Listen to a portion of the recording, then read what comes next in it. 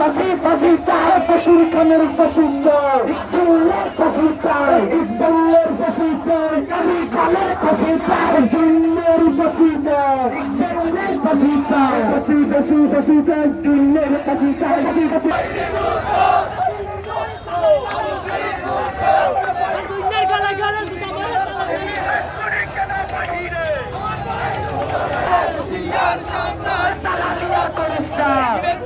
থাকবে না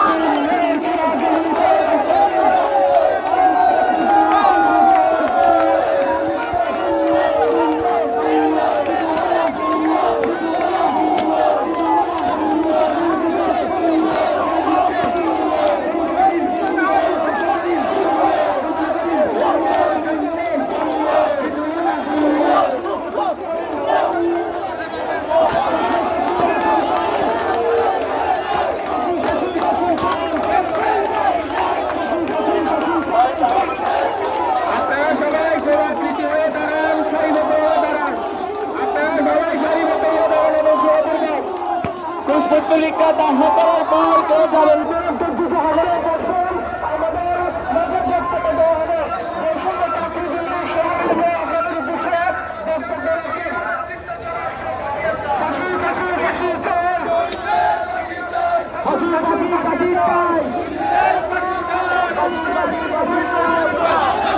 কেন্দ্রীয় সংসদের সহসাধারণ সম্পাদক নুরুল আলম নুরুকে শহরের বাসা থেকে ধরে এনে হত্যা করেছিল, হাসান মুসাকে হত্যা করেছিল।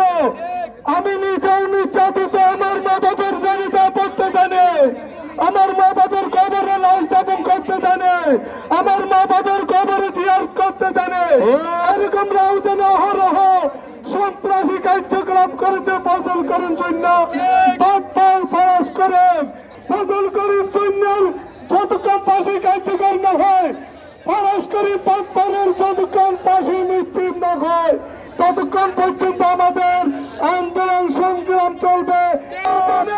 ফজল করিমের রস আসতে দেওয়া হবে না। আমরা চাই না ফরাজ করিম কিংবা ফজলুল করিমের মতো কোন মানবতার ফেরিওয়ালা রাউজানের মাটিতে আছে। রাউজানে কোন ফ্যাসিস্টের কোন স্বৈরাচারের জন্ম যাতে না হয়। ফাঁসি চাই, অত্যাচার জনগণ ফাঁসি চাই, বিএনপি অঙ্গ সংগঠন প্রত্যেকে ফাঁসি চাই। আর সবাই আন্দোলনের মাধ্যমে এই ফাঁসি কার্যকর করা না হওয়া পর্যন্ত সবাই আন্দোলন অব্যাহত রাখবেন। আমরা রাউজানে ফজল করিম চৌধুরী জুন্নার ফাঁসি চাই। অন্তর্বর্তীকালীন সরকারের দৃষ্টি আকর্ষণ করছি, রাউজানের মানুষকে দীর্ঘ 15টি বছর তাদের বাক শক্তিকে রুদ্ধ করে দেওয়া হয়েছিল, তাদের স্বাধীনতাকে হরণ করা হয়েছিল। আমরা অনতি বিলম্বে তাদের ফাঁসি চাই। ফজল করিম চৌধুরীর কুলাঙ্গার সন্তান ফরাজ করিম কেন এখনো মুক্ত বাতাসে ঘুরে বেড়াচ্ছে? আমরা আমাদের অবস্থান থেকে বলতে চাই, এবিএম ফজল করিম চৌধুরী ও তার সন্তান এবং তাদের 5টা দালালদের কাউকে ছাড় দেওয়া হবে না। এই উপস্থিতি আমি কাগজিয়া দরবারের মুনিরিয়া যুব তবলিগ কমিটির পক্ষ থেকে আমি বক্তব্য রাখছি। সম্মানিত উপস্থিতি, রাউজানের সাবেক এমপি গত 2010 সাল থেকে 24 বছর ধরে আজকে রাউজানের মধ্যে অকথ্য ভাষায় জুলুম, নির্যাতন, গুম খুনের মতো এরকম অসংখ্য মানবতা বিরোধী কাজের আঞ্জাম সে দিয়েছে। আমি আজকে আমরা শুনলাম তাকে মানবতা বিরোধী অপরাধে মানবতা বিরোধী যে ট্রাইব্যুনাল, সেই ট্রাইব্যুনালে আজকে হাজির করা হচ্ছে। আমি আজকে সমাবেশ থেকে সম্মানিত ট্রাইব্যুনালের মাননীয় বিচারক বৃন্দ এবং যারা প্রসিকিউটরের দায়িত্ব পালন করবে ওনাদেরকে আমি বিনীতভাবে অনুরোধ জানাতে চাই, এই লোকটা অসংখ্য খুন গুম এবং অসংখ্য মানবতা বিরোধী অপরাধে সে জড়িত ছিল এবং তার সে পুত্র জড়িত ছিল, তার একটা বিশাল বাহিনী ছিল। রাজধানীর মধ্যে কেউ তার মতের বিরুদ্ধে গেলে কেউ এলাকায় আসতে পারেনি।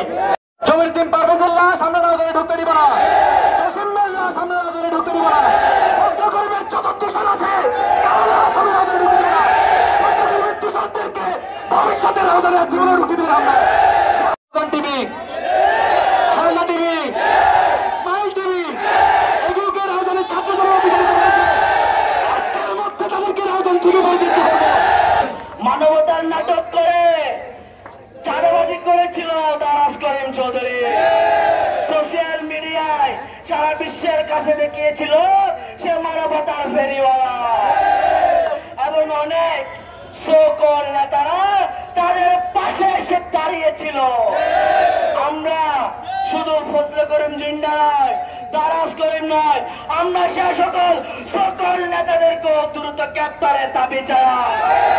কারণ এই ফারাজ করিমের জিন্না এগুলো একদিনে প্রতিষ্ঠিত হয়নি, তাদের পাশে এই সমস্ত সকল রাজনৈতিক নেতারাও ছিল।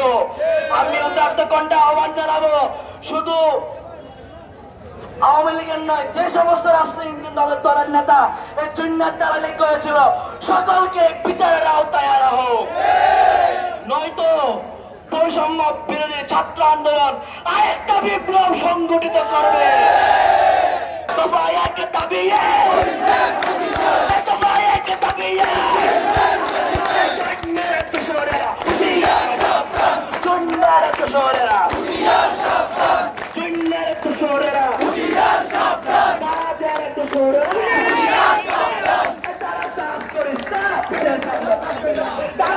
করিস না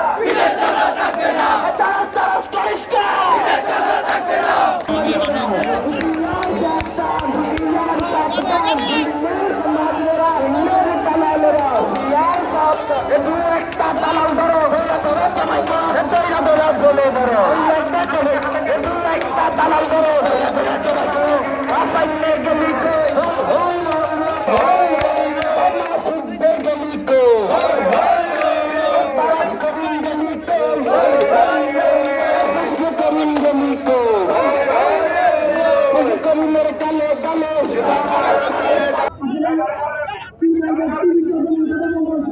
আমরা জানি এই দুনিয়া ফারাজ করিম চৌধুরীর বাবা এবং এই দারাজ করিম মানবতার নাম করে মানুষের কাছ থেকে লক্ষ লক্ষ কোটি কোটি টাকা আত্মসাৎ করেছে।